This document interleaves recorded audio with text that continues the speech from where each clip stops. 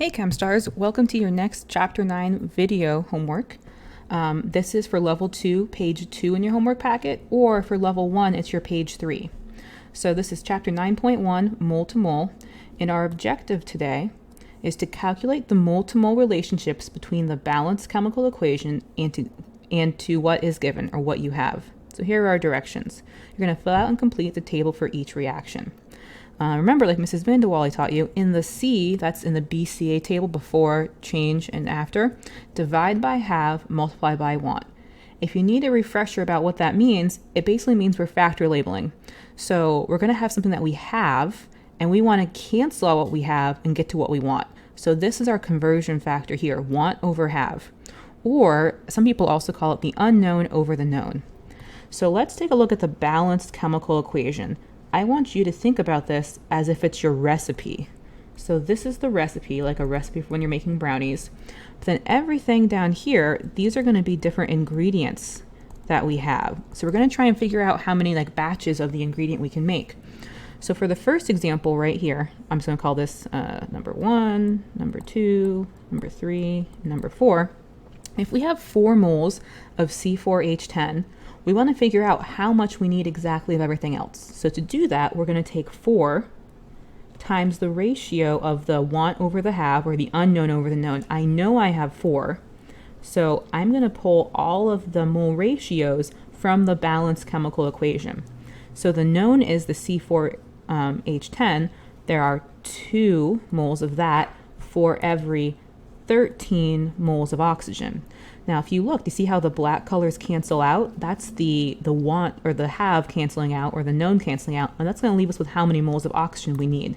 I'm going to leave them as fractions, but then let's see what that would be as a decimal. So we're going to take 4 times 13 over 2. So 4 times 13 divided by 2, we should get 26. So this is actually going to be 26 moles of oxygen. Let's do that same thing for the carbon dioxide. So 4 of what we have times the mole ratio of the want over the have. So we have in the recipe 2 from there and 8 from here. Now do you see how the black will cancel, be left with the blue? So let's see, 4 divided by 2 is 2 times 8 is 16. We need 16 moles of the carbon dioxide. And now let's try the water.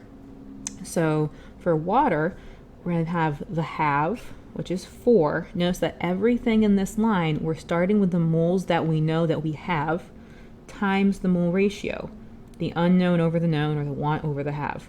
So here is 2 from the balanced recipe, and then we've got 10 right here. So 10 divided by 2 is 5, times 4 is 20.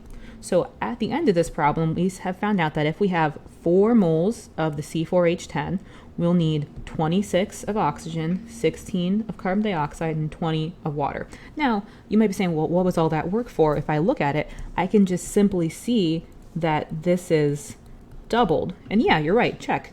13 times 2 is 26, 8 times 2 is 16, 10 times 2 is 20.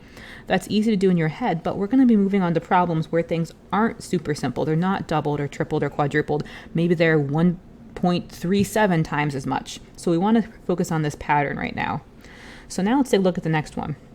This time we have 10 moles of the oxygen. This is our have. We need to figure out all the other things. So everything is going to start with 10. We're going to be multiplying by what we are known, what we have. And I'm just going to kind of do a little setup here. The coefficient for oxygen is 13. So I know in all my mole ratios, that 13 from the balanced chemical equation, that's the known that's going to go on the bottom. So let's start on the left here.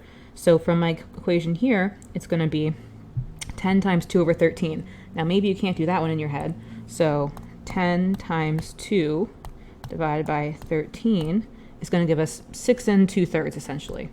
So this will be equal to 6, let's say 0.67. Let's look at the carbon dioxide. So here, the coefficient for carbon dioxide is 8. The 10 came from the oxygen right here. The 13 came from the balanced chemical equation, as did the 8. 10 times 8 over 13. So 10 times 8 over 13, we'll say 1.5. So this is going to be equal to 6.15. And then our last one right here, we've got 10 So we've got 10 times 10 over 13 on this one. So 10 times 10 divided by 13, that gives you about 7.69. Good. Let's try and get through a couple more of these.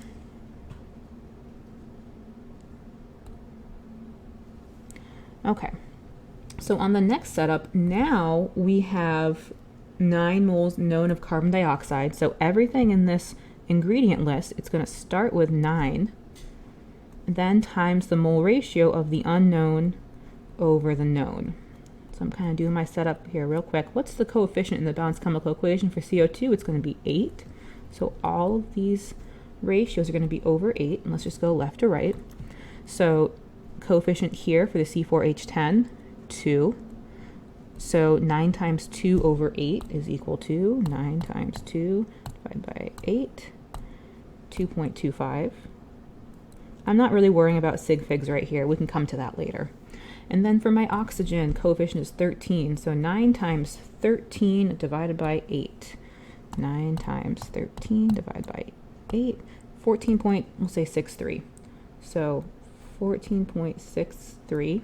And our last one over here, we've got 9 times 10 over 8. So 9 times 10 divided by 8, 11.25. And now this last part here, we have 13 moles of the H2O. We want to figure out exactly how much we need of all the other ingredients to use that up. So all of my coefficients going out front will be 13. So it'll all be a multiple of 13. And we're going to multiply by the mole ratio, unknown over known. Look up to your balanced chemical equation, that's like your recipe, to figure out how many ingredients we need. So coefficient for water is 10, so everything's going to be over 10 right here. See how that purple color is going to cancel out, numerator, denominator? And we'll go left to right.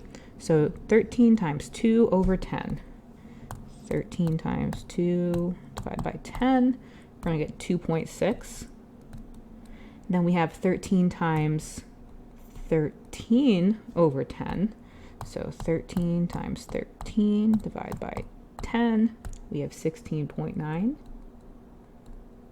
And then our last one here on this row, we have 8. So 13 times 8 over 10. 13 times 8, 10, it'll be 10.4. See, that wasn't so bad. So you can see how we can simply double if we have a whole number multiple, but when we don't have that, we can use our factor labeling skills to figure out how many moles of each ingredient you need to make a complete recipe. Let's try with a chemical equation now, using the BCA tables. Remember that B means before the reaction, C means during the change, and then A means after. Okay. So before the reaction starts on this one, let's see, we have 5 moles of C2H6. So before the reaction, we have 5.0 moles of C2H6. Before the reaction starts, there isn't any product. So before you make brownies, do you have brownies? Nope. I have to do a little bit more setup here. So I'm going to use up all 5 of that. They want to know exactly how much we need. There'll be none left over. The other things we can say is that we're going to be using up some oxygen. We're going to be creating carbon dioxide. We're going to be creating water. And at the end, we don't want to have any excess oxygen. We're going to have some whole number of these ingredients. So let's figure out what we use during the change. This is going to be 5 times the mole ratio. So it's 5 over 2, and there's 7. Over here, we're going to be creating 5 times 4 over 2, 4 coming from right here, 2 coming from over here, and then for the water, we're going to be creating 5 times 6 over 2. Oops, 6 over 2. Okay, so on this one, we want to figure out for the oxygen first, let's go in order, how much did we start with? So we don't have any left over, so whatever this number is, that's going to be how much we started with. So 5 times 7 over 2, 5 times 7 divided by 2, 17.5. So I must have started with exactly 17.5 moles of oxygen because that's how much I used up and there shouldn't be any left over. Now, how much carbon dioxide did I create? 4 over 2 is 2, 2 times 5 is 10 moles of CO2. And then let's look over here. 6 over 2 is 3. 3 times 5 is 15. I created 15 moles of H2O. So if there were 5 moles of C2H6 when I started, how many moles of each quantity are there? I created 10 of CO2, 15 of H2O, and I needed exactly 17.5 of oxygen. Okay, let's see if we can get through one more problem here. Now we've got to create our own BCA table. So before the reaction starts, during the change, and after. I like to do this for my little setup here. I like to divide the reactants from the products. And it says there are 6.7 moles of aluminum hydroxide. So that's before the reaction starts. There's 6.7 moles. And we want to know exactly how much we need for everything else so there's no leftovers. That means during the change, I'm going to use up exactly those 6.7 moles of aluminum hydroxide, and there'll be none left over. That also tells us that there'll be no excess of the carbonic acid, H2CO3. And so we're going to be subtracting some number right here.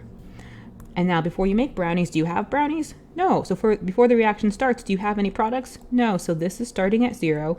I'm creating some product and I'll have some positive number left over. Same thing for water. I'm starting with 0, creating product. I'm going to have some positive product left over. Take a look at this. You should be able to start this much of the BCA table on your own. This is what I know just from what's given in the equation. Now let's go through and plug in some numbers for these things. Okay, so I'm going to be using up for the H2CO3 6.7 times the mole ratio, which I pull from the balanced chemical equation. Remember, this is my recipe right here. This is the recipe. This is where you get your mole ratio. So 2, 3. So 6.7 times 3 over 2. 6.7 times 3 divided by 2, 10.05. Oh, did I do that right? 10.05. I think that's right. 10.05. This is 10.05 here. If there's none left over, how much must I have started with? 10.05. Any number minus itself is 0. So then how much of the products am I creating? So 6.7 times the mole ratio. So I'm pulling the 2 from here. And now what's the coefficient on this one? 1. It's 1. So 6.7 times a half, well, what's half of 6.7? That's going to be 3.35 moles of the Al2CO3. Now let's figure out the water. We're going to be creating 6.7 times the mole ratio. Mole ratio from the recipe is 2. And then right here it's going to be 6. 6 over 2 is 3. 3 times 6.7 is 20.1 moles of H2O. Now this is where we can go and we can look up how many sig figs we want to go to. Not a huge problem right now, but let's just try and be consistent. 6.7. Okay, there's 2 sig figs there. 1, 2. So what should this number right here actually be? 1, 2. We're going to say this is actually about 3.4 moles. And we're going to say that this one is, this is approximately 20 point moles. If we want to get real technical, we should just say up here, this actually equals 10 point moles. That gives us our 2 sig figs. Okay, thanks, ChemStars. That brings us to the end of page 2 or 3 of your homework. See you next time.